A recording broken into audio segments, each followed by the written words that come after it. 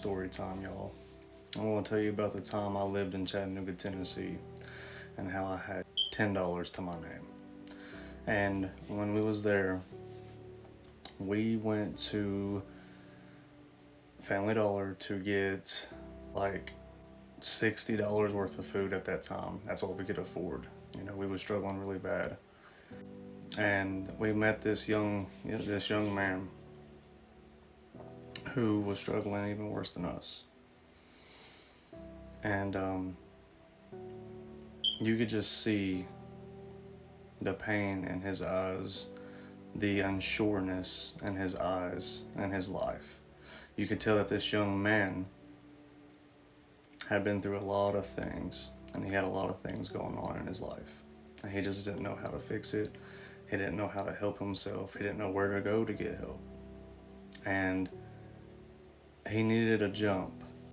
That's like his car's dead. He needed a jump start, right? So we go outside, and oddly enough, he is parked literally like right beside us. And he has like tape on his windows, just really, really, really, really rough shape, and it really made my heart cry out for this young gentleman. And I noticed how he had a bag.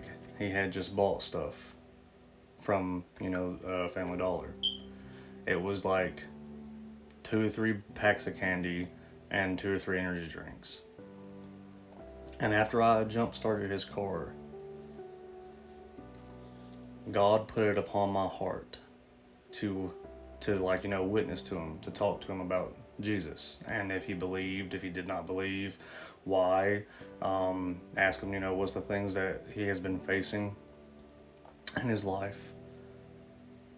And you just seen tears begin to flood this young man's eyes. You could tell he was so lost. Not just spiritually, but like in life, he was lost. And he did not know what to do, where to go. He was dressed in his uniform, his work uniform. He's about to go to work. And I had just lost my job, so I had no income coming in. I was really upset, really, really nervous, and I really did not want to do this. My flesh part of me just was against it so much, like 100% just against it, because to me, I was like, well, Lord, if I do this, how am I supposed to help myself?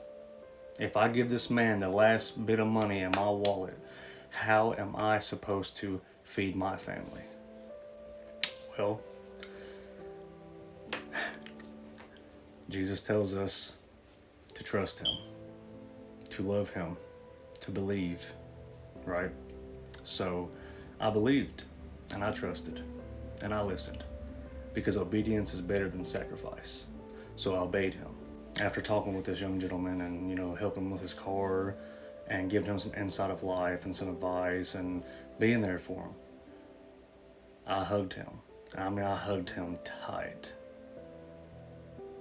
And down where I was at in Chattanooga, you don't just hug no random person.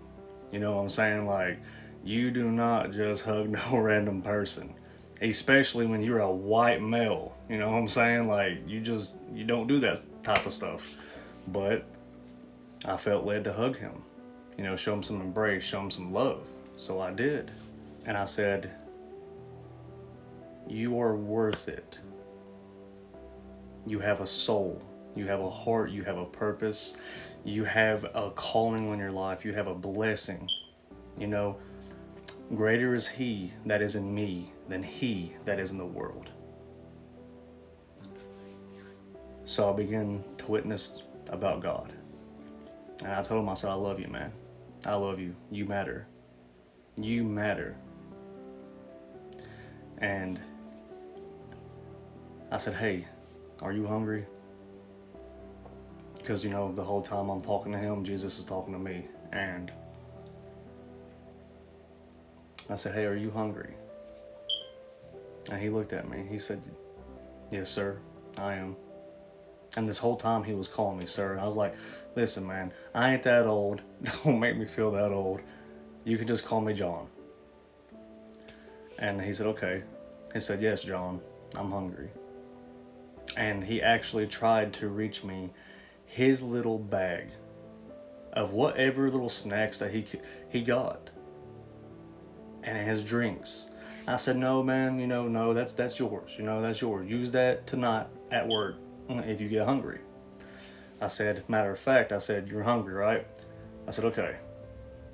So I went in my wallet and I grabbed the little bit of money that I had left. I mean, I had no idea what I was going to do. None. Clueless. But nonetheless, I obeyed the Lord. So I reached in my wallet, I grabbed out the last little bit of cash I had to my name. I reached it to this young gentleman. I said, here, man. I said, you know what? We just got some groceries for the week. I want you to have this. I want you to go get something to eat. Like now, like right now. Go get something to eat before you go to work, so that way you don't have to work on an empty stomach.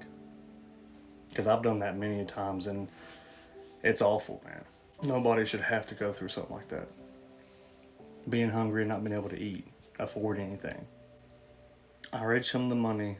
You could just tell how much of an impact I made on that young man's life in like 10 minutes.